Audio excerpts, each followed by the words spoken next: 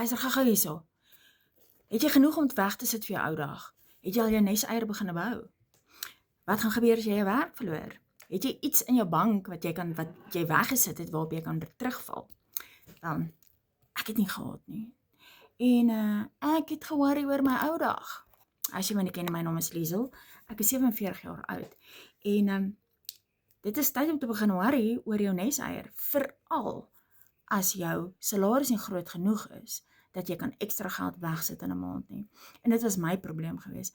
Die salarisse wat ek gekry het was glad nie groot genoeg gewees om te kan wegsit vir my ou dag nie. En toe begin ek ietsie aanlyn. Ek het afgekom op 'n vrou se TikTok video wat vir my gewys het en gesê het sy kan my help om aanlyn geld te maak. En sy het my gewys, sy het my gehelp. En vandag maak ek aanlyn geld in dollars. Jy kan dit ook doen. Jy kan dit ook doen en ek kan vir jou wys hoe om dit te doen. En 'n staatspensioen gaan nie werk nie. Mens kan nie oorleef op 'n staatspensioen nie. Jy gaan iewers in 'n ouete huis sit en net nog steeds raap en skraap met jou ou pensioentjie. Ek kan jou help. Kontak my direk.